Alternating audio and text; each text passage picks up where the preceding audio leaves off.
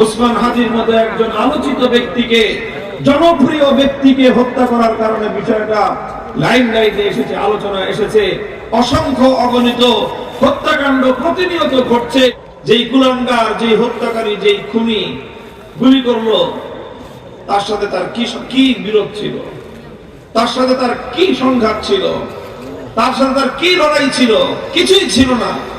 শুধুমাত্র সে ভাড়াটে খুনি হিসেবে কিছু টাকার বিনিময়ে একজন নিরপরাধ মানুষ, যার 8 মাসের একটা শিশু সন্তান রয়েছে, যার নবপরিণীত একজন স্ত্রী রয়েছে, যার আপনজন রয়েছে, এই 8 মাসের শিশু সন্তানের মাথার উপর থেকে পিতৃ স্নেহটাকে, এই পিতৃ ছায়াটাকে সরিয়ে দেওয়ার মতো বর্বর চিন্তা, একজন নবপরিণীতা, একজন তরুণী, একটা তরুণী মেয়ের জীবন থেকে, তার স্বামীর সোহাগ থেকে তাকে বঞ্চিত করার মতো এই নৃশংস চিন্তা, এই ভয়াবহ বর্বর চিন্তা যেই সমাজ করতে পারে, যেই সমাজের মানুষগুলো করতে পারে, যেই সমাজের হায়ার এডুকেটেড এই খুনি একটি বিশ্ববিদ্যালয় থেকে সর্বোচ্চ ডিগ্রিধারী, তোমরা যেই সমাজকে সভ্য সমাজ বলো, তোমরা যেই সমাজকে উন্নত সমাজ বলো, আমি সেই সমাজকে বর্বর, অসংখ্য আর জঙ্গলি সমাজ বলতে চাই।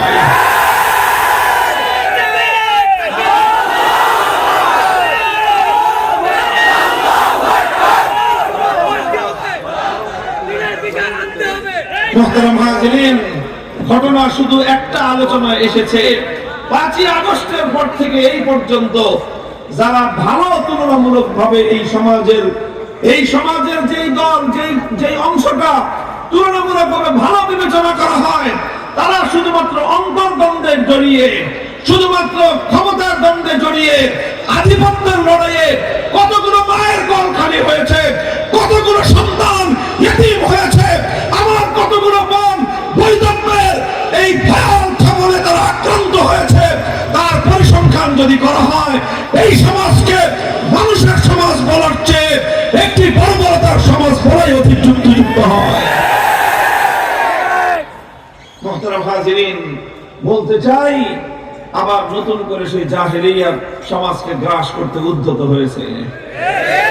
এই জাহেলিয়াত থেকে আমার রাসূল সাল্লাল্লাহু আলাইহি ওয়াসাল্লাম যেভাবে একটা সমাজ বিপ্লবের মধ্য দিয়ে, একটি বৈপ্লবিক পরিবর্তনের মধ্য দিয়ে সোনালী সমাজ কায়েম করেছিলেন, আজ যদি আবারও আমরা চাই যে আমাদের এই সমাজটাকে আমরা পরিবর্তন করব, আমরা আবার সেই সোনার মদিনার সুন্দর সোনালী সমাজের এই পরিবেশ আমরা আমাদের সোনালী সুন্দর এই ভবিষ্যৎ প্রজন্মের কাছে উপহার দিতে যদি চাই, আল্লাহর কসম খেয়ে বলি, there is no alternative way, বিকল্প কোনো রাস্তা নাই। তোমাকে আল্লাহর পয়গম্বরের আদর্শের কাছে আসতে হবে, তোমাকে সেই সোনার মদিনার সভ্য সমাজ থেকেই তোমাকে শিক্ষা গ্রহণ করতে হবে। প্রশ্ন হলো, নবী আকরাম সাল্লাল্লাহু আলাইহি ওয়াসাল্লাম এই ইনকিলাব, এই বিপ্লব, এই পরিবর্তন কিভাবে এনেছিলেন? আল্লাহ নবীর কাছে এমন কি জীবন কাঠি ছিল যার ছোঁয়ায়, জাদুকরী ছোঁয়ায় এইরকম একটা বৈপ্লবিক পরিবর্তন এসেছিল? কোরআনে কারীমের তেলাওয়াতকৃত আয়াতের মধ্যে আল্লাহ পাক রব্বুল আলামিন আমার নবীর সেই বৈপ্লবিক কর্মসূচিটাই বর্ণনা করেছেন। ধাপে ধাপে তিনি কিভাবে স্টেপ বাই স্টেপ সেই বর্বর সমাজটাকে সুন্দর সমাজে পরিণত করলেন। হুয়াল্লাযী আরসালা রাসূলাহু বিল হুদা ওয়া দীনিল হাক্কি লিইয়ুযহিরাহু আলাদ দীনি কুল্লিহি হুয়াল্লাযী বা'আসা ফিল উম্মিয়্যিনা রাসূলাম মিনহুম ইয়াতলু আলাইহিম আয়াতিহি ওয়া ইউযাক্কিহিম ওয়া ইউআল্লিমুহুমুল কিতাবা ওয়াল হিকমাহ ওয়া ইন কানূ মিন ক্বাবলু লাফী দালালিম মুবিন। আল্লাহ বলেন যে তিনি নিরক্ষর, অশিক্ষিত, মূর্খ মানুষদের কাছে একজন রাসূল প্রেরণ করলেন। রাসূলাম মিনহুম, সেই অশিক্ষিত, মূর্খ, একটি পশ্চাৎপর বেদুইন মরু সভ্যতার একটি জাতির মধ্য থেকে আল্লাহ পাক রব্বুল ইজ্জত একজন রাসূল প্রেরণ করলেন। সেই রাসূল 4 দফা কর্মসূচি নিয়ে আল্লাহর পক্ষ থেকে আগমন করলেন। কয় দফা কর্মসূচি? 1 নম্বর কর্মসূচি ছিল ইয়াতলু আলাইহিম আয়াতিহি, তিলাওয়াতে কিতাবুল্লাহ। 2 নম্বর কর্মসূচি ছিল তালিমে কিতাবুল্লাহ। 3 নম্বর কর্মসূচি ছিল তালিমে হিকমত। 4 নম্বর কর্মসূচি ছিল তাজকিয়া। তিলাওয়াতে কিতাবুল্লাহ, তালিমে কিতাবুল্লাহ, হিকমতু কিতাবিল্লাহ, আত-তাজকিয়াতু বিকিতাবিল্লাহ। 4 কর্মসূচির মাধ্যমে সেই বর্বর অসভ্য মানুষগুলোকে আল্লাহর পয়গম্বর সাল্লাল্লাহু আলাইহি ওয়াসাল্লাম সোনার মানুষে পরিণত করেছিলেন। জাহেলি যুগকে তিনি আলোকিত যুগে রূপান্তরিত করেছিলেন। 4টা কাজ, আলোচনা তো লম্বা করব না। 4টা কাজের ছোট্ট ছোট্ট একটু বিশ্লেষণ করে কিভাবে আল্লাহর নবী কাজগুলো করেছিলেন এবং এই 4 কাজের ধাপগুলো বর্ণনা করে একটা উপসংহার টেনে আলোচনা সমাপ্তির দিকে নিয়ে যাব। রাসূল আকরাম সাল্লাল্লাহু আলাইহি ওয়াসাল্লামের সর্বপ্রথম বুনিয়াদি কর্মসূচি, আল্লাহর নবী যে বিপ্লব করেছিলেন, সেই বিপ্লবের ভিত, সেই বিপ্লবের বুনিয়াদ ছিল তিলাওয়াতু কিতাবিল্লাহ। ইয়াতলু আলাইহিম আয়াতিহি। আল্লাহর নবী উম্মতের ঘরে ঘরে কোরআন কারীমের তিলাওয়াতের গুঞ্জরণ তুলেছিলেন। ঘরগুলো থেকে নারী আর পুরুষরা কোরআনের তিলাওয়াত করত। ঘরের শিশুরা মায়ের গর্ভ থেকে জন্ম নিয়ে মায়ের বুকের দুধ ছাড়ার পরেই তারা আল্লাহর কিতাবের তিলাওয়াত শিখতে আরম্ভ করত। বৃদ্ধ বৃদ্ধা, যুবক যুবতী, শিশু কিশোর, এমনকি একেবারে সদ্য নবজাতক কিছুদিন পরেই যখন তার মুখে কথা ফিরত, তখন তার মুখের কথায়, মুখের ভাষায় আল্লাহর কোরআনে কারীমের আয়াত তেলাওয়াত হতে থাকত। ইয়াতলু আলাইহিম আয়াতিহি। তেলাওয়াতে কিতাবুল্লাহ, এটা ইসলামের, আল্লাহ রাসূল সাল্লাল্লাহু আলাইহি ওয়াসাল্লামের সর্বপ্রথম এবং সবচেয়ে বুনিয়াদি বৈপ্লবিক কর্মসূচি। এটা খুব ভালো করে বুঝতে হবে। আমরা অনেকে কোরআনে কারীমের তেলাওয়াতকে একটা মামুলি বিষয় মনে করি। আমরা মনে করি 8-10টা কিতাব যেরকম পড়া, কোরআনে কারীমের তেলাওয়াত, কোরআন পড়া, এটাও এরকম একটা পড়া।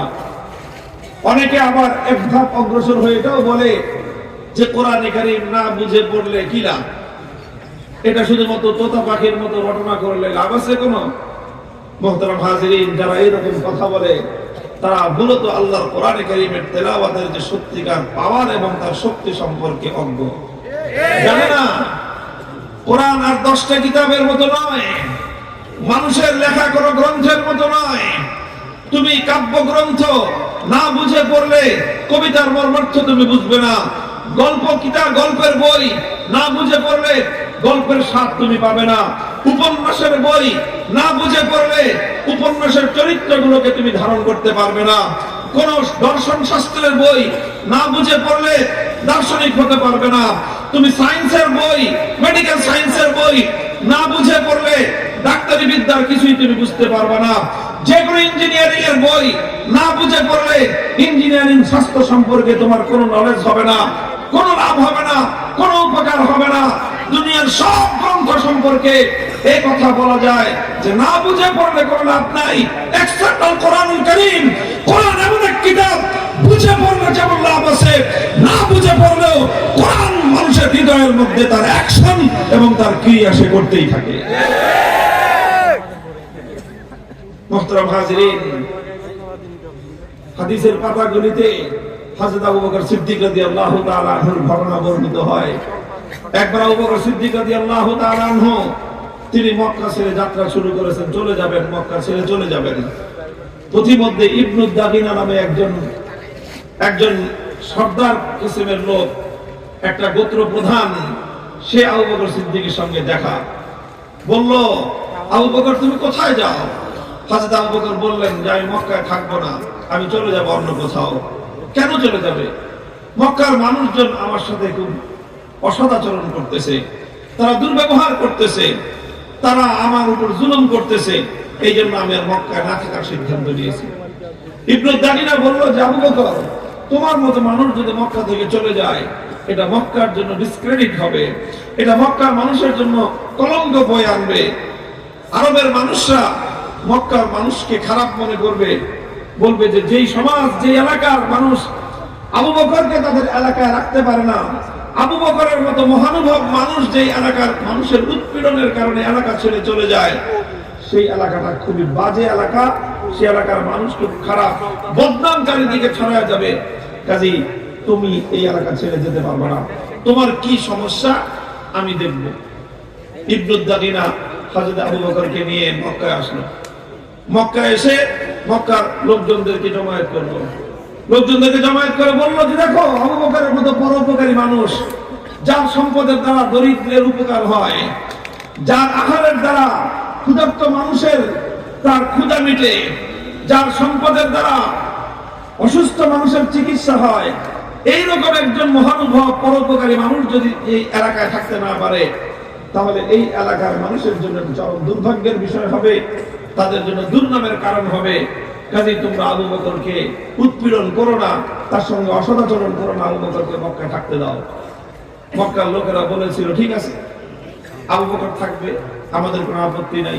সে আমাদের বাপদাদার ধর্ম ছেড়ে মুহাম্মদের ধর্ম গ্রহণ করেছে সাল্লাল্লাহু আলাইহি ওয়াসাল্লাম, সেটা নিয়েও আমাদের আপত্তি নাই। সে তার ধর্মকর্ম করুক, সে তার নবী নামক আর মুহাম্মদ সাল্লাল্লাহু আলাইহি ওয়াসাল্লামের উপর নাযিলকৃত কোরআন পড়ুক, সেটা নিয়েও কোনো আমাদের আপত্তি নাই। কিন্তু আমাদের শুধু একটা শর্ত মানতে হবে। কি শর্ত? আবু বকর কোরআন তেলাওয়াত করবে, সে তার ঘরের বাইরে আঙ্গিনায় তেলাওয়াত করে, উঠানে দাঁড়িয়ে তেলাওয়াত করে। ওটা করতে পারবে না, সে তার ঘরের ভিতরে দরজা বন্ধ করে, জানালা বন্ধ করে সারাদিন 24 ঘন্টা তেলাওয়াত করুক, আমাদের কোনো আপত্তি নেই। তার বাইরে কেমন কথা? ঘরের মালিক আবু বকর, উঠানের মালিকও তো সেই। তো সে তার উঠানে দাঁড়ায় তার কোরআন পড়বে, তোমার সমস্যা কি? আমার সমস্যা আছে, আমাদের বিরাট সমস্যা। তোমাদের কি সমস্যা? আবু বকর তার বাড়িতে দাঁড়ায়, তার উঠানে দাঁড়ায় কোরআন তেলাওয়াত করলে। সে যদি উন্মুক্ত জায়গায় দাঁড়িয়ে কোরআন তেলাওয়াত করতে আরম্ভ করে, তাহলে সমস্যা যেটা হয় যে আবু বকরের এই আবেগ মাখা কণ্ঠের কোরআনের তেলাওয়াত, এটা হ্যামিলনের বাঁশিওয়ালার মতো আমাদের ঘরগুলো থেকে আমাদের ছোট ছোট বাচ্চাদেরকে, আমাদের নারীদেরকে, গোটা এলাকার মানুষকে এমন ভাবে আকর্ষণ করতে থাকে, লোহাকে যেরকম চুম্বকের মতো আকর্ষণ করতে থাকে। আমরা আমাদের ঘরগুলোতে আমাদের বাচ্চাদেরকে পর্যন্ত বেঁধে রাখতে পারি না। পঙ্গপালের মতো আবু বকর সিদ্দিকের কোরআনের তেলাওয়াত শোনার জন্য তার বাড়ির কাছে এসে সবাই হুজুম করে, ভিড় করে। মুহতারাম হাজিরিন, এটা তো কোনো বানানো গল্প নয়, এটা সেই সকল মানুষদের স্বীকৃতি যারা কোরআনের আলোকে, কোরআনের আওয়াজকে নিস্তব্ধ করে দেওয়ার জন্য ষড়যন্ত্র করত। তারাও স্বীকার করত যে এই কোরআনের তেলাওয়াতের মধ্যে এমন এক জাদু আছে, কোরআনের তেলাওয়াতের মধ্যে এমন এক জাদুকরী ক্ষমতা আছে যে এটা মানুষকে যখন আকৃষ্ট করা শুরু করে, পৃথিবীর কোন শক্তি তাকে বেঁধে রাখতে পারে না। هو الذي بعث في الأميين رسولا منهم يتلو عليهم آياته। এজন্য আল্লাহ পাক রব্বুল আলামিন তার পয়গম্বরকে সর্বপ্রথম সবচেয়ে বুনিয়াদি যে কর্মসূচি দান করেছেন, সেই